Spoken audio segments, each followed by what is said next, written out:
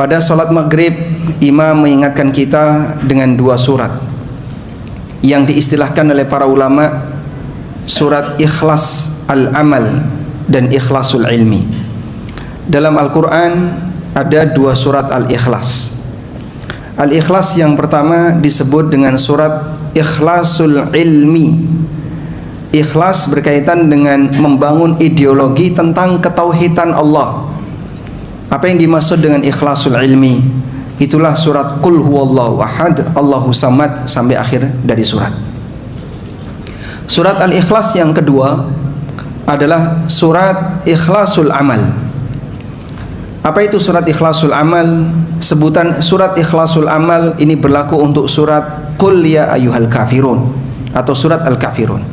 Kenapa disebut sebagai surat ikhlasul amal? Karena surat ini mengajarkan bagaimana cara seorang muslim yang bertauhid berinteraksi dengan non-muslim yang mereka menyembah selain Allah, yang mereka berbuat kesyirikan. Oleh karena itu, kalau ada orang yang menyebut bahwasanya surat Qul ya ayyuhal kafirun atau surat al-kafirun disebut sebagai surat toleransi, karena surat ini mengajarkan bagaimana cara kita bersikap dengan non-muslim. Di bagian akhir surat Allah Subhanahu wa taala mengatakan lakum dinukum waliyati. Kalian punya agama dan aku punya agama. Artinya dalam urusan ideologi, keyakinan, agama, ini urusan pribadi masing-masing. Sehingga silahkan masing-masing melaksanakan agamanya sesuai dengan apa yang dia yakini. Maka urusan agama jangan dicampur aduk. Ayat ini mengajarkan kepada kita dalam masalah agama itu kita saling toleransi, dalam arti tidak mengganggu, bukan berkolaborasi, sehingga gantian saling merayakan atau gantian saling menyembah kepada Tuhan masing-masing. Sababun nuzul dari ayat ini atau surat ini disebutkan oleh Al-Hafidz Ibnu Katsir. Ada penawaran yang disampaikan kepada Rasulullah SAW. Daripada kaum muslimin dengan orang musyrik berantem terus, tegang terus, sehingga membuat sebagian keluarga sampai cerai antara suami istri, membuat seorang bapak bermusuhan dengan anak, membuat saudara bermusuhan dengan saudaranya. Wahai Muhammad, gimana kalau kita kompromi saja? Kita gantian. Setahun kau menyembah berhala kami, nanti setahun berikutnya kami akan menjadi ahli tauhid, menyembah Allah semata, mengikuti kamu. Penawaran semacam ini diterima oleh Nabi atau tidak, Pak? Beliau sallallahu alaihi wasallam terdiam, lalu Allah yang memberi jawaban. Qul ya ayyuhal kafirun. Katakan wahai Muhammad, ya ayyuhal kafirun, wahai orang-orang kafir. La a'budu ma ta'budun, aku tidak akan menyembah apa yang kalian sembah. Wala antum abiduna ma a'bud, dan kalian tidak akan menyembah apa yang aku sembah. Bukankah orang musyrik telah menawarkan diri kalau mereka akan menyembah kepada Allah? Betul. Tapi hakikatnya penyembahan kepada Allah tidak akan diterima di saat yang sama dia menyembah kepada selain Allah. Penyembahan kepada Allah tidak akan diterima di saat dia menyembah kepada selain Allah. Maka Allah menganulir penawaran mereka, wala antum abiduna ma'abud, dan kalian tidak akan menyembah apa yang aku sembah. Sehingga ini menunjukkan bahwasanya di panggilan awal Qul ya ayyuhal kafirun menandakan Nabi SAW melakukan penolakan keras. Karena non muslim siapapun, apapun agamanya, dia tidak akan bersedia dipanggil sebagai orang kafir. Panggilan ya ayyuhal kafirun menunjukkan kalau di situ adalah pernyataan tegas, pernyataan keras bahwa beliau menolak ajakan sebagaimana yang ditawarkan oleh orang-orang musyrikin. Karena dalam masalah akidah, dalam masalah agama, manusia menjalankan sesuai dengan keyakinannya masing-masing dan jangan dikolaborasi, jangan dicampur, sebab ini berkaitan dengan masalah keyakinan. Oleh karena itulah, jika hari raya itu bagian dari salah satu di antara prinsip beragama, maka bagi seorang muslim, kita berhari raya, mereka berhari raya, dan yang penting adalah tidak saling mengganggu. Untuk konteks di negara kita, di mana kita hidup bersama dengan orang-orang yang memiliki banyak agama. Selanjutnya, Fokus berkaitan dengan firman Allah Subhanahu wa taala. Tepatnya firman Allah Subhanahu wa taala di surat Maryam. Allah Subhanahu wa taala mengatakan, "Takadus samawati yatafattarna min wa tanshaqqul ardu wa takhirrul jibalu hadda." Bagi Bapak Ibu yang membawa mushaf, silakan dibuka surat Maryam ayat 90. Takadus samawati yatafattarna min, hampir saja langit itu runtuh. Wa tanshaqqul ardu, bumi terbelah. Wa takhirrul jibal, dan gunung terbang. Kenapa? Anda'au lirrahmani walada, ketika ada orang yang mengklaim kalau Allah punya anak. Wa ma yanbaghi lirrahmani ayyattakhidha walada, dan Ar-Rahman Allah Subhanahu wa taala tidak layak punya anak. Menunjukkan bagaimana murkanya Allah Subhanahu wa taala kepada pelanggaran yang dilakukan oleh manusia ketika mereka mengatakan Allah punya anak. Karena itu salah satu di antara identitas yang dijelaskan oleh Allah tentang dirinya. Ketika orang kafir bertanya kepada Nabi sallallahu alaihi wasallam, "Ya Muhammad, insib lana rabbak." Wahai Muhammad, tolong jelaskan kepada kami siapakah nasab Allah itu. Karena dalam ajaran agama paganisme, Tuhan itu punya nasab, Pak. Tuhan bin siapa, bin siapa, bin siapa. Maka mereka merasa aneh kalau ada Tuhan tapi dia nggak punya nasab. Sehingga dia tanya kepada Nabi SAW, "Ya Rasulullah, ya Muhammad, insib lana rabbak." Wahai Muhammad, coba jelaskan kepada kami bagaimana nasab Tuhanmu itu. Masya Allah, Allah bin siapa? Beliau diminta untuk menjelaskan nasabnya Allah. Allah sendiri yang menjawab, "Qul huwallahu ahad, Allahu as-samad, lam yalid walam yulad walam yakul lahu kufuwan ahad." Sampaikan wahai Muhammad, Allah itu esa. Konsekuensi dari keesaan Allah itu banyak. Di antaranya adalah Allahus samad, dia sebagai zat yang maha sempurna, sehingga dengan sempurnanya semua makhluk butuh kepadanya. Maka dia esa dalam mengurusi semua makhluknya, dan dia esa untuk menjadi tempat bergantung bagi semua makhluknya. Lam yalid walam yulad, dia tidak beranak dan dia tidak dilahirkan, sehingga Allah tidak punya keturunan dan Allah tidak punya nasab ke atas. Karena kalau dia punya keturunan, itu menandakan kalau dia tidak abadi. Makanya harus ada yang melanjutkan.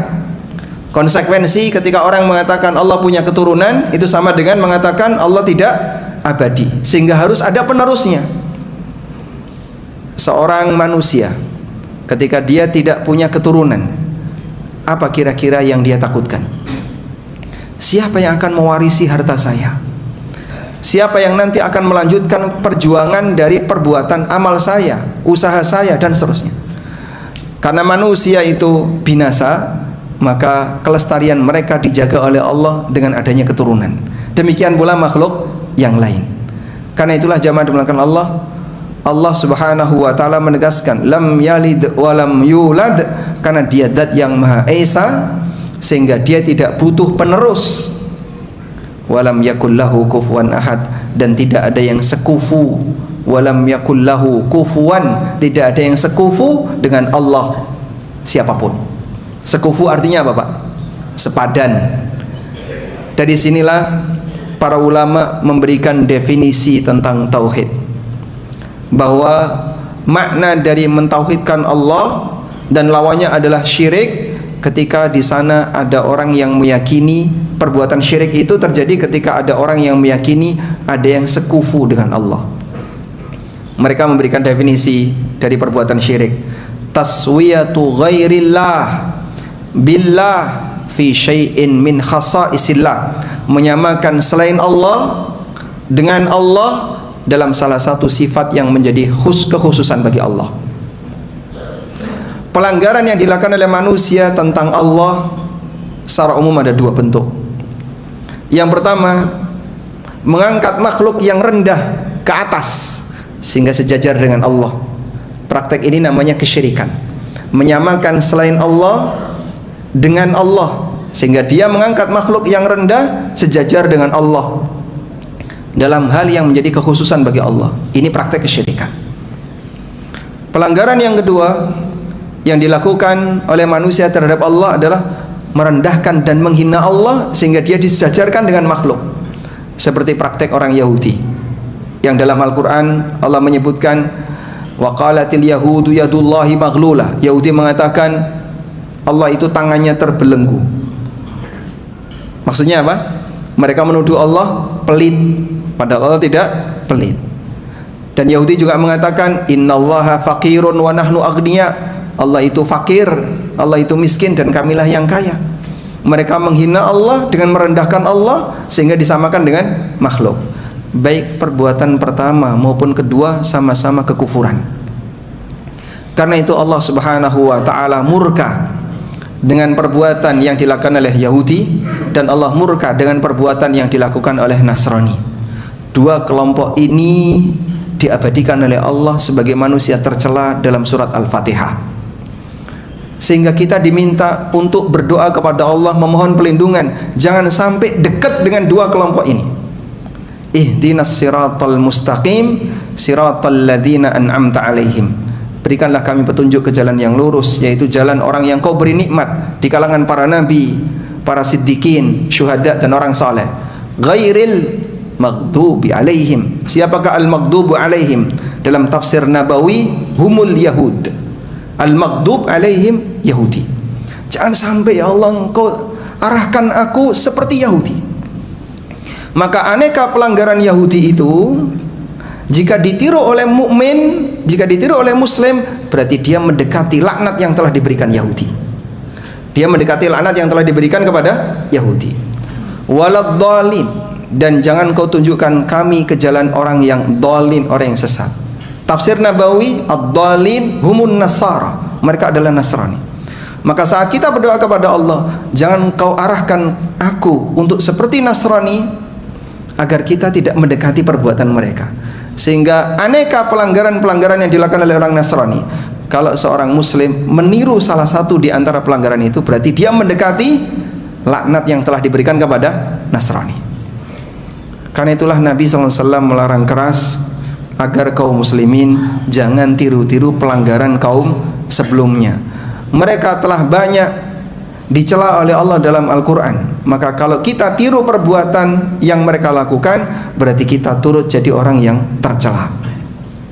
Beliau mengingatkan, man tashabbaha biqaumin fahuwa minhum. Hadis riwayat Abu Dawud. Barang siapa yang meniru-niru satu kaum tertentu, maka berarti dia bagian dari kaum itu. Siapapun tidak akan ingin ketika dia disebut sebagai manusia dimurkai. Siapapun tidak akan ingin ketika dia disebut sebagai manusia yang sesat. Oleh karena itu, jangan menyamakan diri kita dengan orang-orang yang telah dicela oleh Allah Subhanahu wa taala dalam Al-Quran. Baik, selanjutnya, kenapa sampai langit itu runtuh dan bumi terbelah serta gunung terbang? Hampir saja itu terjadi. Jika tidak dijaga oleh Allah, maka binasa kehidupan ini. Kenapa sampai terjadi demikian? Allah mengatakan anda'u lirrahmani walada, ketika ada orang yang mengatakan Ar-Rahman punya anak. Kita bacakan tafsir Ibnu Katsir. Dalam tafsir Ibnu Katsir, beliau menyebutkan, haddatsani, dengan sanadnya dari Ibnu Abi Hatim sampai dari Ghalib bin Ajrad, haddatsani rajulun min ahli Syam. Ada seorang ulama dari penduduk Syam yang dia berada di Masjid Mina menyampaikan, balaghani, telah sampai kepadaku, annallaha lamma khalaqal arda wa khalaqa ma fiha minasyajar lam yakun fil ardi syajaratun ya'tiha banu adam illa asabu minha manfaatun aw qala kana lahum fiha manfaah wa lam tazalil ardu wasyajaru bidzalika hatta takallama fajaratun min adam bitilkal kalimatil azimah. Ketika Allah Subhanahu wa taala menciptakan langit dan bumi, ketika Allah menciptakan bumi berikut isinya, di situ Allah Subhanahu wa taala berikan pepohonan dan berikut aneka yang ada di muka bumi. Mereka semuanya memberi manfaat bagi Bani Adam. Sampai ketika ada orang durhaka yang mengucapkan kalimat al-azimah di kalangan Bani Adam, yang dimaksud adalah mengatakan Allah punya anak.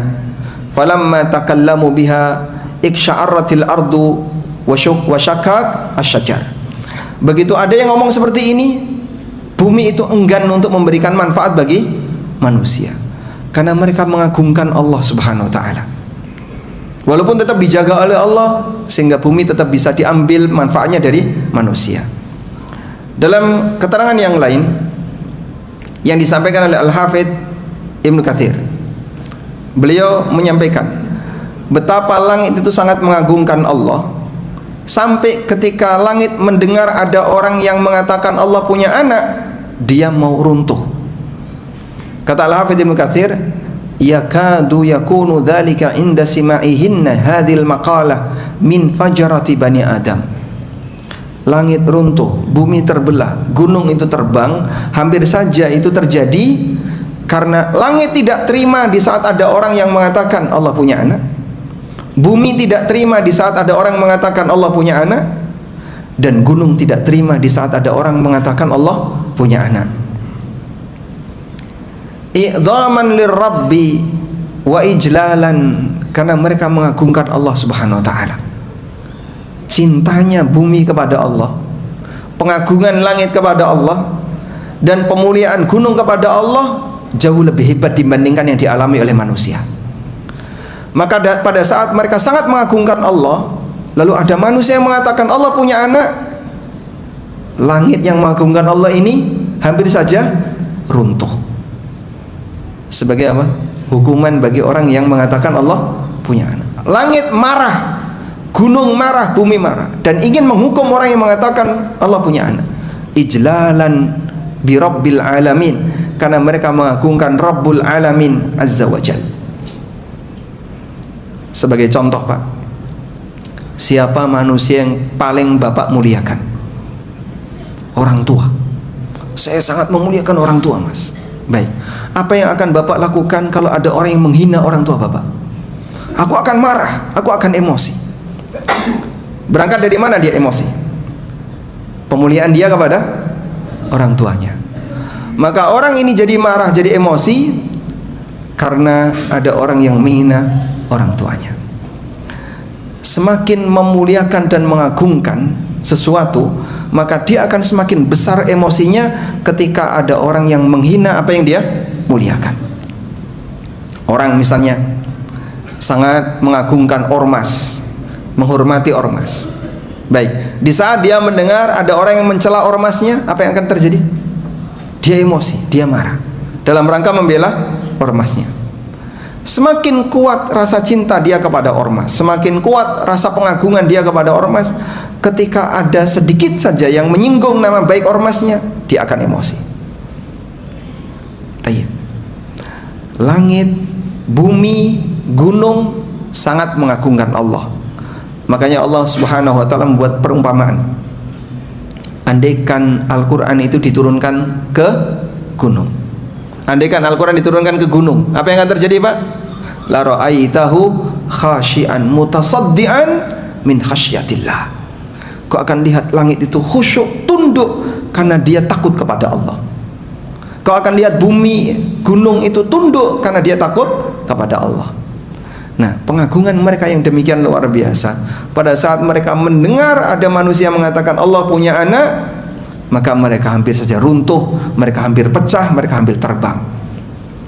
Li'annahunna makhluqat wa muassisat ala tauhidihi, karena mereka adalah makhluk yang diciptakan oleh Allah dalam keadaan mereka meyakini keesaan Allah.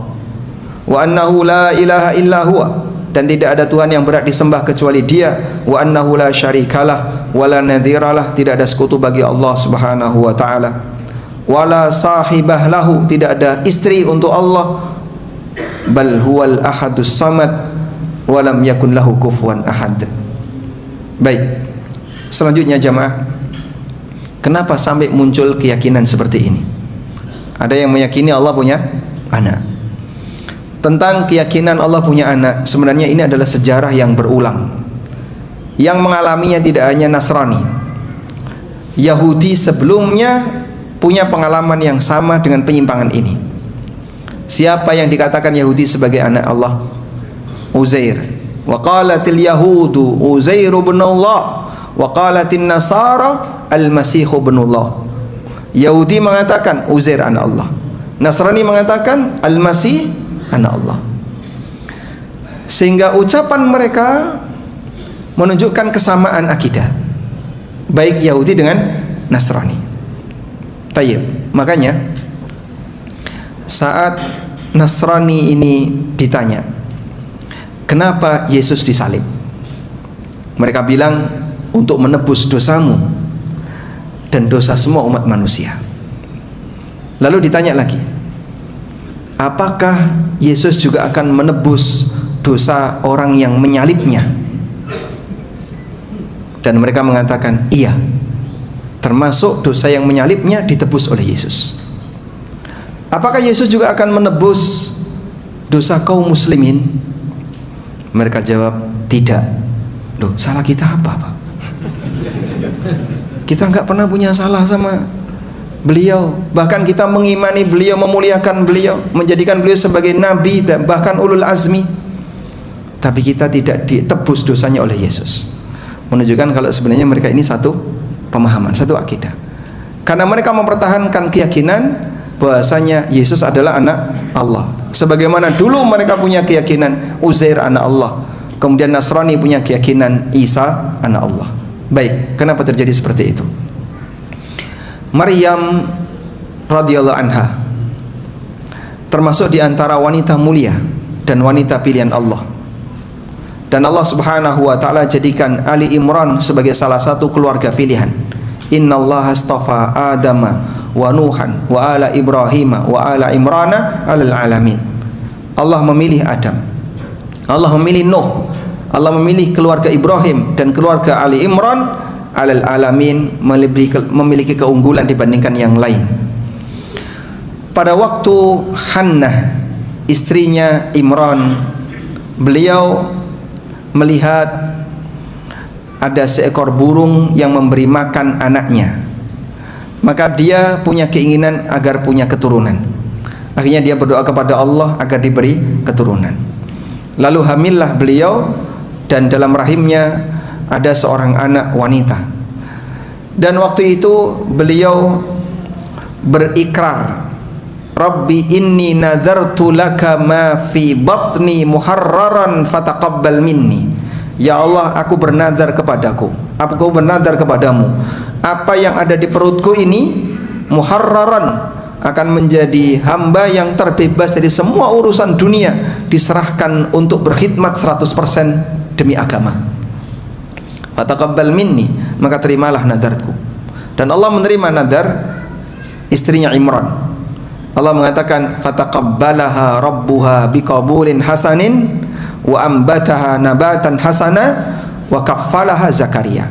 Allah menerima nadarnya istri Imran dan Allah tumbuhkan janin yang ada dalam ibunya Maryam tadi dengan pertumbuhan yang baik. Wa kaffalaha di Zakaria, dan dia diasuh oleh Nabi Zakaria.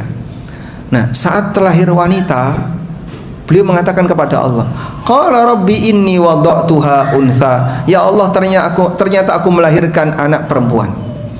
Beliau berharap yang lahir anak laki-laki, sehingga bisa ditaruh di Baitul Maqdis untuk berkhidmat bagi Baitul Maqdis. Sudah 100% kau harus fokus agama. Tapi ternyata yang lahir anak perempuan. Nah, anak perempuan yang lahir ini dari hasil nazarnya istri Imran. Ternyata Allah Subhanahu wa taala jadikan sebagai salah satu tanda kebesaran dan keagungan Allah. Dari anak perempuan inilah Allah Subhanahu wa taala tunjukkan bukti kekuasaannya. Tercipta seorang anak yang terlahir punya ibu, nggak punya bapak. Sehingga sempurnalah penciptaan Allah terhadap manusia. Allah menciptakan manusia dengan 4 cara. Yang pertama, ada manusia yang tidak punya bapak ibu. Siapa beliau? Adam alaihissalam. Tercipta tanpa bapak, tanpa ibu. Yang kedua, ada manusia yang punya bapak tapi nggak punya ibu. Siapa? istrinya Adam, Hawa. Hawa tercipta dari tulang rusuknya Adam. Sebagaimana sabda Nabi SAW, innal mar'ata khuliqat min dila'. Wanita itu tercipta dari tulang rusuk. Yang ketiga, ada manusia yang punya ibu, nggak punya bapak. Siapa beliau? Isa bin Maryam. Yang keempat, manusia punya ibu dan punya bapak. Itulah kita semua, selain dari tiga yang pertama. Maka sempurnalah kekuasaan Allah dalam menciptakan manusia. Nah, di manusia yang ketiga ini menjadi titik perbedaan sehingga memunculkan tiga agama. Yang pertama, mereka yang mengatakan Maryam berzina, sehingga Isa adalah anak hasil zina. Makanya mereka tidak mau mengakui Isa sebagai nabi, karena nggak mungkin seorang nabi berasal dari keturunan hasil zina. Ini kelompok Yahudi. Allah Subhanahu wa taala menegaskan dalam Al-Qur'an, wa qaulihim ala maryama buhtanan azima, dan mereka memberikan tuduhan kepada Maryam dengan tuduhan yang besar, yaitu mengatakan Maryam berzina. Siapa lawan zinanya, Pak? Sampai sekarang masih buron, belum jelas. Ada yang menuduh Nabi Zakaria, ada yang menuduh Yusuf An-Najjar, dan ada yang menuduh yang lainnya. Yang jelas Maryam berzina, tapi siapa lawan zinanya nggak jelas. Yahudi tidak bisa memberikan klarifikasi dalam masalah ini. Baik, kelompok yang kedua yang meyakini bahwasanya Nabi Isa punya bapak dan Maryam wanita suci, tidak pernah disentuh oleh lelaki siapapun. Sebagai konsekuensi, Maryam wanita suci tidak disentuh lelaki siapapun. Sementara Nabi Isa mustahil terlahir tanpa bapak, maka siapa lagi bapaknya kalau bukan Allah? Dan keyakinan ini sudah ada sejak zaman Nabi SAW, bahkan sebelumnya. Karena itu disebutkan dalam sebuah riwayat seperti yang dikutip oleh Al-Hafidh Ibnu Katsir,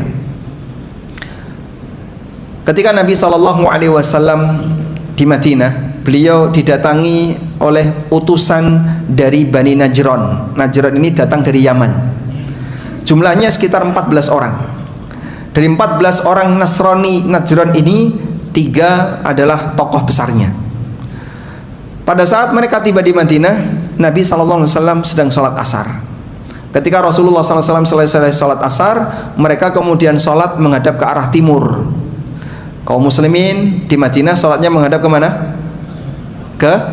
Jangan ke barat ya. Di Madinah menghadap kemana? Ke selatan, karena Madinah berada di utara Mekah. Baik, seusai Rasulullah SAW sholat, kemudian mereka juga selesai sholat. Mereka sholatnya menghadap ke arah timur. Lalu mereka menemui Rasulullah SAW. Terjadilah perdebatan. Kita coba lihat perdebatannya. Jubir mereka yang bernama As-Sayyid dan Al-Aqib menyampaikan kepada Nabi SAW untuk menjelaskan maksud mereka. Lalu Nabi SAW menawarkan kepada mereka, kenapa kalian tidak masuk Islam? Lalu mereka mengatakan, kami telah masuk Islam sebelum kamu. Jawab Nabi SAW, kadzabtum, kalian dusta. Kalian bukan Islam disebabkan karena kalian mengatakan Allah punya anak, kalian menyembah salib, dan kalian makan babi. Padahal itu semuanya dilarang. Lalu mereka bilang, jika Isa bukan anak Allah, lalu siapa ayahnya? Jika Isa bukan anak Allah, lalu siapa ayahnya? Karena kita dan Nasrani punya satu kata sepakat, Maryam wanita suci. Bedanya Nasrani dengan Yahudi, Maryam berzina, tuduhan Yahudi, dan Nasrani mengatakan Maryam wanita suci. Kalau Maryam wanita suci, dia tidak pernah disentuh lelaki, tidak pernah berzina, dan tidak pernah kawin dengan manusia. Terus dia punya anak, siapa lagi bapaknya kalau bukan Allah? Doktrin ini yang mereka jadikan sebagai alasan ketika berdebat dengan Nabi SAW. Dan kalau sampai sekarang itu masih ada, itu sudah pernah dibantah oleh Rasulullah SAW. Terus lanjutan debatnya gimana, Pak? Nabi SAW menyampaikan kepada mereka, bukankah kalian tahu yang namanya anak itu pasti punya kemiripan dengan bapak? Mereka jawab, iya tentu, namanya anak pasti punya kemiripan dengan bapak. Bukankah kalian yakin Allah Ta'ala yang menciptakan segala sesuatu, Allah yang mengatur segala sesuatu, Allah yang memberi rizki kepada seluruh hambanya? Iya, kami meyakini itu. Kemudian Nabi SAW tanya, apakah Isa punya salah satu dari kemampuan itu? Sebutkan satu kemiripan Isa dengan Allah. Apakah Isa bisa ngasih rizki? Apa Isa punya kuasa untuk menciptakan langit dan bumi? Apa Isa bisa ini, bisa ini? Nyatanya Isa dibunuh. Kalau dia Tuhan, mana mungkin Tuhan dibunuh? Mana mungkin Tuhan kalah sama makhluk? Itu tidak mungkin. Maka di saat mereka sudah nggak bisa jawab, lalu mereka terdiam. Berkaitan dengan peristiwa ini, Allah Subhanahu wa taala turunkan firman-Nya di surat Ali Imran ayat 59 sampai 61. Nabi sallallahu alaihi wasallam diminta oleh Allah, kalau mereka tetap ngeyel, tantang mereka untuk mubahalah. Mubahalah itu apa, Pak? Mubahalah itu apa? Bersumpah dengan saling melaknat dirinya sendiri. Siapa yang bohong, siapa yang dusta, dia akan binasa. Ya. Kayak dulu ada koruptor yang ditantang mubahalah, ya, karena dia mau gantung diri di Monas. Tapi nggak jadi, Pak. Cuman beritanya sudah viral, dia nantang mubahalah.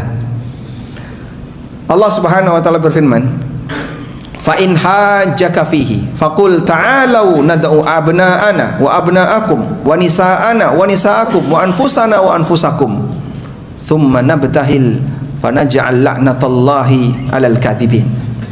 Kalau mereka tetap ngeyel kepadamu wahai Muhammad, sampaikan, ta'alu nad'u abna'ana wa abna'akum. Coba panggil keturunanmu, anak-anakmu, wa nisa'ana wa nisa'akum, istrimu dan istri kita. Kita kumpulkan seluruh anggota keluarga kita, summa nabtahil, lalu kita bermubahalah. Siapa yang dusta, maka dia, istri dan anaknya akan dibinasakan segera. Nggak berani mereka. Kenapa nggak berani? Mubahalah dengan Nabi, ya, pasti kalah. Akhirnya karena mereka nggak berani, wahai Muhammad, kalau dengan kamu kami nggak mau, carikan pengganti. Nabi SAW menunjuk siapa? Abu Ubaidah Ibnul Jarrah. Kalau begitu silakan ya Abu Ubaidah, kamu maju. Hadza aminu hadzal ummah, ini adalah orang amanah di tengah umat ini. Walaupun tetap tidak terjadi, mereka ketakutan. Baik, ini salah satu di antara bukti bahwasanya mereka punya akidah meyakini Nabi Isa sebagai anak Allah, karena anggapan mereka kalau Maryam wanita suci dan dia tidak pernah disentuh lelaki, bagaimana mungkin bisa tercipta Isa kalau bukan lain ayahnya adalah Allah. Dan ini sudah dibantah oleh Nabi SAW. Yang namanya anak itu punya kemiripan dengan bapak. Sebutkan satu kemiripan Nabi Isa dengan Allah, tidak ada. Beliau makhluk sebagaimana yang lain juga makhluk, tercipta sebagaimana yang lain tercipta. Baik, kelompok yang ketiga, kaum muslimin. Mereka diberi petunjuk oleh Allah. Ketika mereka melihat adanya fenomena manusia terlahir punya ibu nggak punya bapak, mereka bisa memahami dengan cerdas. Bagaimana cara mereka memahami dengan cerdas? Mereka mengatakan Allah Maha Kuasa untuk menciptakan manusia punya ibu nggak punya bapak, sebagaimana Allah kuasa menciptakan manusia tanpa ibu tanpa bapak. Sebab Yahudi dan Nasrani juga sepakat dengan kita kalau Nabi Adam dan Hawa tercipta dalam posisi tidak normal sebagaimana yang lain. Nabi Adam tercipta tanpa ibu tanpa bapak, diakui Yahudi dan Nasrani. Hawa tercipta punya bapak nggak punya ibu, diakui oleh Yahudi dan Nasrani. Lalu kenapa kalian sulit untuk mengatakan ada manusia tercipta punya ibu tidak punya bapak? Karena itu Allah tegaskan dalam Al-Quran, inna mathala Isa indallahi kamathali Adam khalaqahu min turabin thumma qala lahu kun fayakun. Fenomena Isa di sisi Allah kamathali Adam, itu sebagaimana fenomena Adam. Khalaqahu min turab, Allah ciptakan Adam dari tanah tanpa ada manusia sebelumnya, enggak punya ibu, enggak punya bapak. Thumma qala lahu, kemudian Allah berfirman kun fayakun. Ketika Allah berfirman kun, jadilah, fayakun, maka jadilah Adam. Kenapa kamu sulit untuk memahami ada fenomena manusia tercipta punya ibu nggak punya bapak, sementara kalian menerima untuk meyakini ada manusia tercipta tanpa ibu tanpa bapak, yaitu Nabi Adam. Baik, dalam hal ini jamaah yang dimuliakan Allah Subhanahu wa taala, saat mereka melakukan penyimpangan seperti itu, tapi di posisi yang sama mereka mengagungkan manusia-manusia yang mereka anggap sebagai manusia suci, di mana manusia suci ini tidak boleh punya istri, punya anak. Siapa itu? Para pendetanya. Sehingga mereka meyakini pendeta itu manusia suci, maka pendeta tidak boleh punya istri dan otomatis dia tidak punya anak. Dan praktek ini sudah ada sebelum zaman Nabi SAW. Maka Allah Subhanahu wa taala sebutkan tepatnya di surat Al-Hadid sebuah praktek baru yang namanya rahbaniyah. Allah Subhanahu wa taala mengatakan di surat Al-Hadid ayat 27, "Tsumma qaffayna ala atharihim birusulina wa qaffayna bi Isa ibn Maryam wa atainahul injil wa ja'alna fi qulubil ladzina ittaba'uhu ra'fatan wa rahmah wa rahbaniyatan ibtada'uha ma katabnaha 'alaihim illa ibtigha'a ridwanillah fama ra'auha haqqa ri'ayatiha." Dan praktek rahbaniyah yang mereka buat-buat sendiri. Ma katabnaha 'alaihim, kami tidak pernah menyuruh mereka melakukan seperti itu. Apa yang dimaksud praktek rahbaniyah, Pak? Tidak mau nikah, tidak mau nikah dalam rangka mensucikan diri, karena dia menganggap bahwasanya orang kalau nikah maka melekat kotoran pada dirinya. Maka praktek rahbaniyah tujuannya adalah agar dirinya berada dalam posisi 100% suci. Kemudian Allah mengatakan fama ra'auha haqqa ri'ayatiha, dan ternyata kenyataannya mereka tidak bisa menjaga dengan maksimal, banyak bocornya. Baik, ada sebuah dialog sederhana yang pernah terjadi dengan seorang ulama namanya Abu Bakar Al-Baqillani. Raja Nasrani mengirim surat kepada Amirul Mukminin meminta tolong kirimkan kepada kami seorang ulama yang bisa berdebat dengan kami. Akhirnya sang raja mengutus Abu Bakar Al-Baqillani sebagai duta negara untuk melayani undangan dari Raja Nasrani ini. Sesampainya di istana, dijelaskan kepada beliau protokoler kalau masuk ke kerajaan. Nanti kalau tuan sebelum menghadap raja, maka tuan harus menyampaikan ini, kemudian rukuk di depan raja. Baru setelah itu diskusi dimulai. Beliau menolak, saya nggak mau kalau kayak gini. Tapi seperti itu protokol kami. Kalau begitu saya tak pulang. Padahal ini undangan kerajaan. Ya sudah, tunggu sebentar. Akhirnya disampaikan kepada sang raja. Beliau menolak untuk rukuk kepada Anda. Baik, kalau begitu tunggu, minta dia datang besok. Akhirnya sang raja membuat tipu muslihat. Pintu tepat di depan dia duduk dibuat pendek, sehingga siapapun yang masuk otomatis dia akan dalam posisi rukuk. Berdiri tidak bisa, Pak. Siapapun yang masuk otomatis dia dalam posisi rukuk. Sehingga nanti ketika Al-Baqillani ini masuk, dia masuk dalam keadaan sudah rukuk di depan sang raja. Setelah itu dipanggil Al-Baqillani, silakan Bapak masuk. Nah, begitu beliau melihat pintu itu, beliau menyadari, ini pasti tipu muslihat raja. Akhirnya beliau masuk dengan cara mundur. Masya Allah. Apa yang bisa Anda bayangkan ketika dia masuk dalam keadaan mundur? Apa yang dilihat raja pertama kali? Sudah? Begitu beliau berdiri di depan sang raja emosi. Sudah 1-0 nih, Pak, ya. Sehingga raja menyadari ini bukan orang biasa, ini pasti orang cerdas. Sudah setelah beliau berhadapan dengan raja, kanan kirinya penuh dengan uskup orang-orang suci yang mereka yakini tidak boleh nikah, tidak boleh punya anak. Maka Abu Bakar Al-Baqillani pertama kali memulai diskusi dengan tanya kabar. Gimana kabar sang raja? Gimana kabar anak dan istri Anda? Wahai para uskup, gimana kabar kalian semua? Gimana kabar anak dan istri Anda? Spontan raja itu emosi. Apa enggak ada orang yang lebih pintar daripada kamu? Kau kan tahu yang namanya uskup itu orang suci, mereka enggak boleh punya istri, mereka enggak boleh punya anak. Nah, dipakai untuk senjata nembak sang raja. Kalian mensucikan uskup dengan mengatakan tidak boleh punya istri, punya anak, tapi kalian mengatakan Tuhan punya istri dan anak. Siapa yang lebih kalian sucikan? Sehingga mereka meyakini rahbaniyah itu sebagai bentuk tanda kesucian manusia. Mereka sendiri mengatakan bahwasanya manusia tidak boleh punya istri, punya anak sebagai bentuk kesucian dia, khusus untuk orang-orang tertentu. Wallahu a'lam apakah sampai sekarang masih dijaga atau tidak. Kami punya tetangga, jadi studio kami ANB Channel itu tidak jauh dari itu ada sebuah gereja, dan di dalamnya ada tokoh mereka yang tidak punya istri, tidak punya anak, dirawati sama tetangga-tetangganya, diransum, dikirim makanan oleh tetangga-tetangganya, sampai orangnya sudah tua sekali. Baik, mereka meyakini bahwasanya manusia suci tidak boleh punya istri, punya anak, tapi di saat yang sama mereka mengatakan Allah punya anak.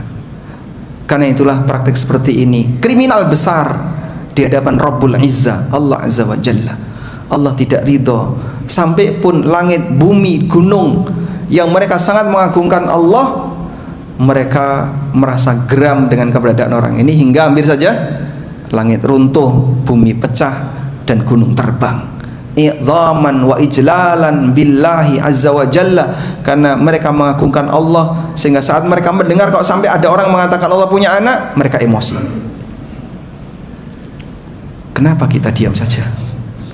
Karena pengagungan kita beda dengan pengagungan makhluk besar ini. Maka perbanyaklah mengucapkan subhanallah, maha suci Allah, agungkan Allah. Bapak bisa lihat dalam Al-Quran, Allah sering mensucikan dirinya.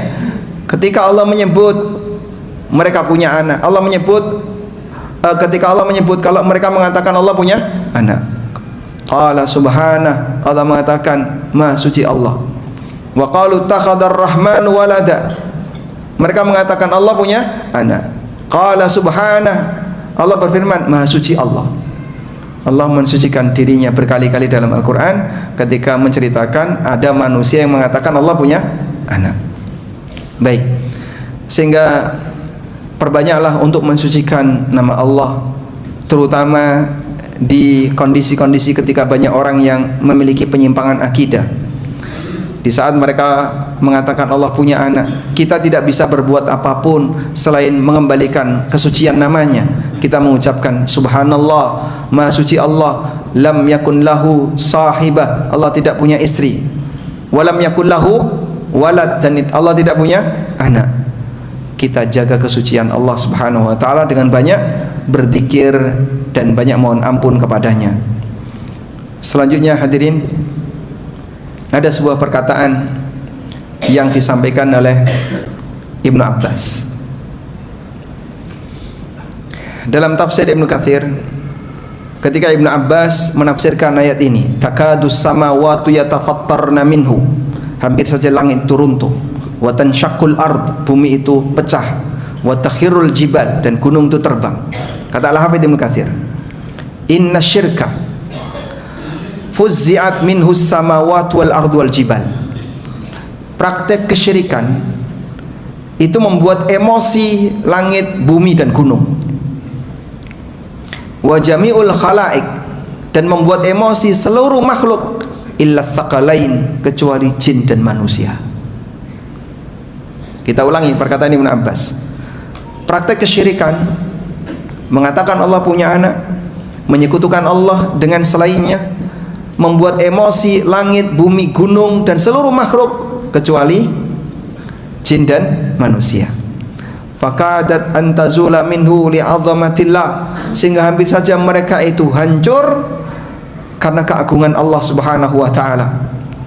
Lalu Ibn Abbas mengatakan, wa kama la yanfa'u ma'asyirki ihsanul musyrik.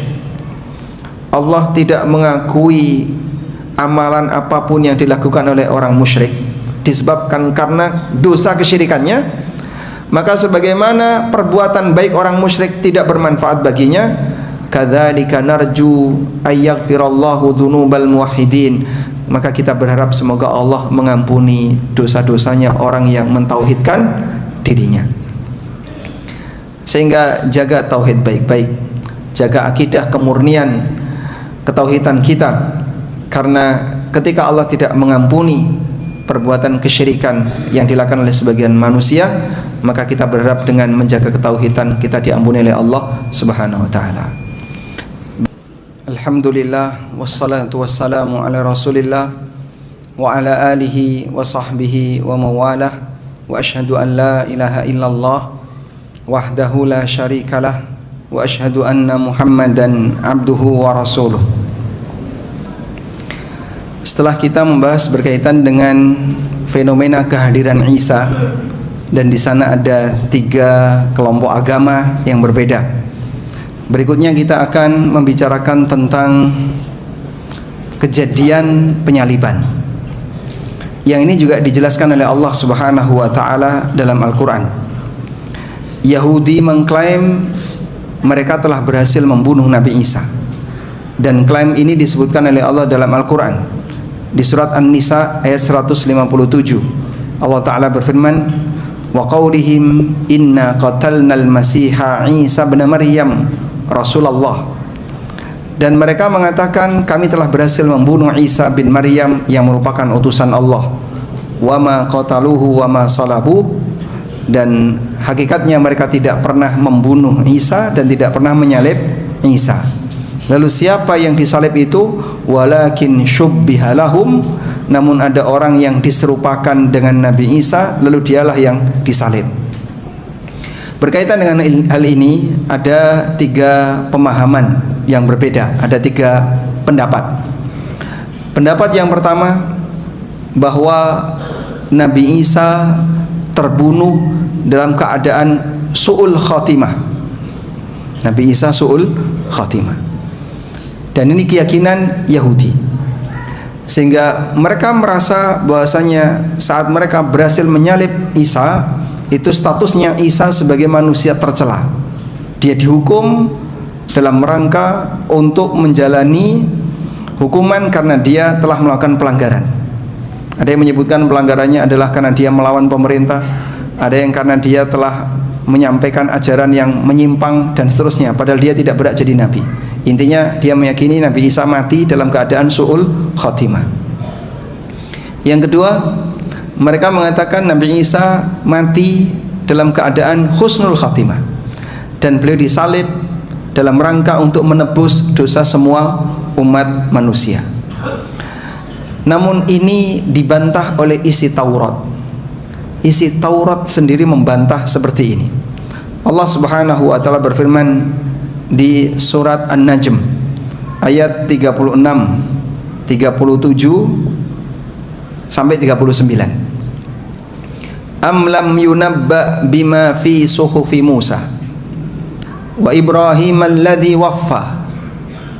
Apakah mereka telah mendapatkan cerita tentang isi suhuf Musa dan isi suhuf Ibrahim alladhi waffa, yang dia adalah Nabi yang telah memenuhi perjanjian dengan Allah. Bagaimana isi suhuf Musa dan Ibrahim? Alla taziru waziratun wizra ukhra. Di lanjutan ayat Allah mengatakan isi suhuf Musa dan suhuf Ibrahim, alla taziru waziratun wizra ukhra wa allaysa lil insani illa ma sa'a. Seseorang tidak menanggung dosa orang lain. Sehingga dalam Taurat, saya tidak pernah baca Taurat. Mungkin kalau Bapak Ibu ada yang menjumpai Taurat, mungkin bisa dicek. Al-Quran menegaskan di antara isi suhuf Musa adalah alla taziru waziratun wizra ukhra. Seseorang tidak menanggung dosa orang lain. Dari Nabi Ibrahim, Nabi Musa punya ajaran yang sama. Orang tidak menanggung dosa orang lain. maka tidak ada ceritanya seorang nabi menanggung dosa seluruh umat manusia, baik dengan cara dia masih hidup atau dengan cara dia dibunuh. Sebab masing-masing orang akan bertanggung jawab terhadap amalnya. Wa allaisa lil insani illa ma sa'a. Manusia tidak mendapatkan manfaat kecuali dari apa yang dia kerjakan. Di ayat yang lain Allah Subhanahu wa taala mengatakan, kullu nafsin bima kasabat rahinatun. Setiap jiwa dia akan bertanggung jawab terhadap apa yang telah dia kerjakan. Demikianlah keadilan Allah. Maka kalau ada orang yang ketika dia merasa dosanya telah ditanggung, antara yang rajin dengan yang malas beribadah, sama enggak Pak keadaannya? Apa bedanya terus kalau kayak gitu? Jika keadaannya sama, terus apa yang menjadi nilai lebih bagi mereka yang serius beragama dan bagi mereka yang malas-malasan beragama? Enggak ada bedanya. Makanya ajaran Al-Quran banyak sekali membantah praktek-praktek semacam ini. Karena itulah jamaah, ketika seseorang beragama, dia perlu meyakini bahasanya dia akan mempertanggungjawabkan amalnya sendiri-sendiri. In kullu man fis samawati wal ardi illa atir rahmani abda wa kulluhum atihi yaumal qiyamati fardan. Dan semua akan mendatangi Allah di hari kiamat fardan, sendirian. Enggak ada orang dihisab atas nama ormas. Tidak ada orang yang dihisab kemudian dia bisa membawa nama orang lain. Aku muridnya Kanjeng Sinten, itu tidak ada Pak. Karena masing-masing akan dihisab dengan amalnya sendiri-sendiri. Karena itu akidah seperti ini jangan sampai masuk ke dalam agama Islam. Karena ada sebagian orang yang mengajarkan akidah yang berbahaya seperti ini. Akhirnya ngajari orang untuk bergantung kepada amal orang lain, ngajari orang bergantung kepada amal orang lain. Tenang saja, nanti kalau kamu ketemu malaikat sampaikan, aku adalah muridnya Kiai A. Terus kenapa? Loh, dia kan panitia akhirat. Masya Allah, subhanallah. Dan ada yang nekat ngomong seperti itu. Sampaikan saja aku adalah muridnya ini, muridnya ini. Nanti kamu akan ditunggu di pintu surga. Subhanallah. Siapa yang bisa menjamin manusia yang lain? Padahal setiap orang akan bertanggung jawab dengan amalnya sendiri-sendiri. Baik. Kemudian yang ketiga, tadi kita sudah sampaikan dua ya.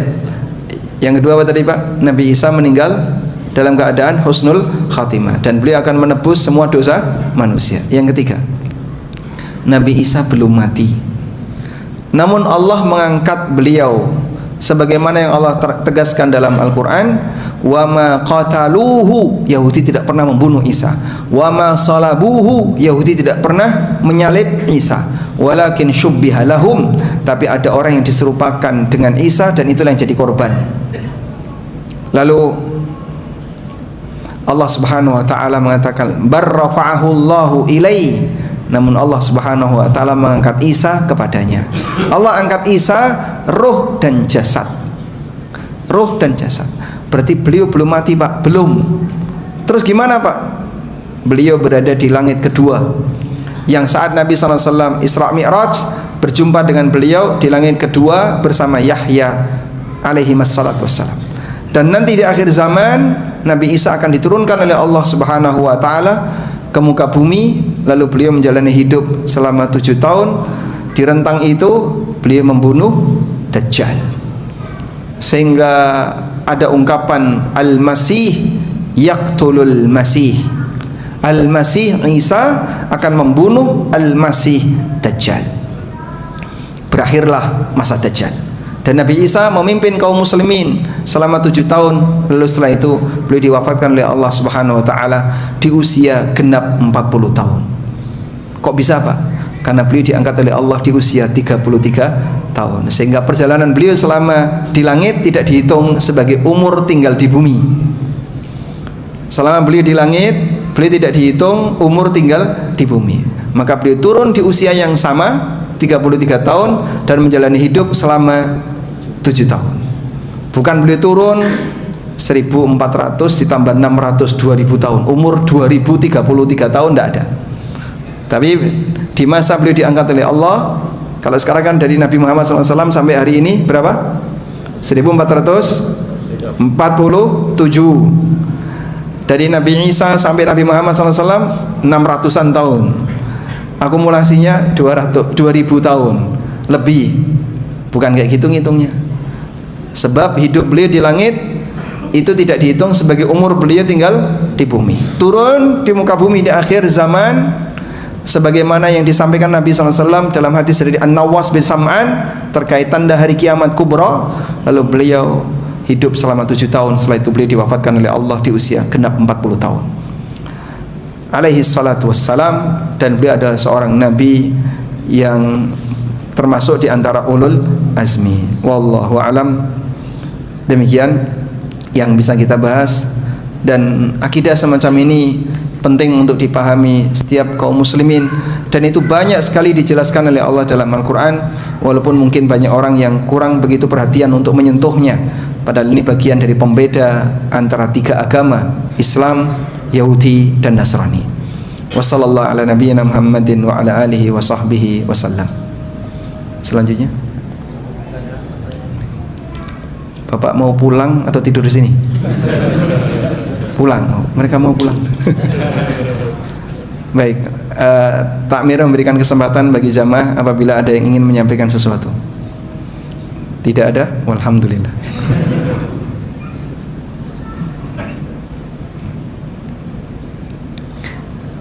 Baik, karena tidak ada yang ingin disampaikan, kita cukupkan sampai di sini. Semoga Allah Subhanahu wa taala menjaga kita dan keluarga kita dari segala praktek kesyirikan dan penyimpangan dalam masalah akidah, dan semoga Allah jadikan kita sebagai hambanya yang selalu istiqamah di atas jalan kebenaran.